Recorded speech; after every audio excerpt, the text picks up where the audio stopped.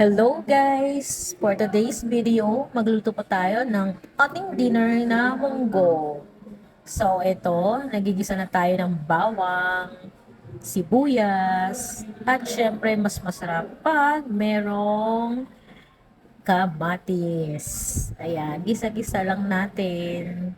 Mag-peeling chef muna tayo for today's video. At syempre lalagyan na natin ang sahog na lechon kawali na hindi natin pinirito.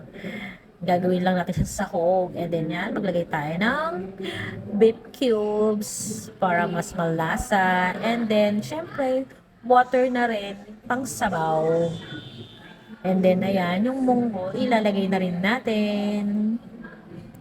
Nakakatakam na sobrang bango habang niluluto. Wala pang kulo yan pero nangangamoy na yung mabangong luto.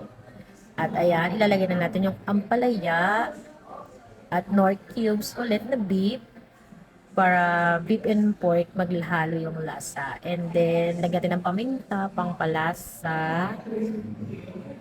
Bahala na kayo kung anong gusto nyong timplang mamaalat o medyo sakto lang. Ito, naglagay ako ng magic syrup. At syempre, naglagay din ako ng patis para masarap na masarap. At ito yung dahon ng sili, nilagay ko na rin. And then, syempre, hindi mawawala ang chicharon sa munggo. Yan. Ako, malapit na maluto at nagugutom na ako.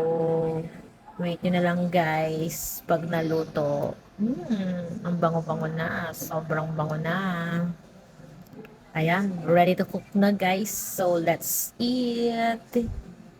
Eto guys, kain tayo ng munggo. At sobrang natatakam na ako kahit mainit pa. Kainin na natin. Sarap.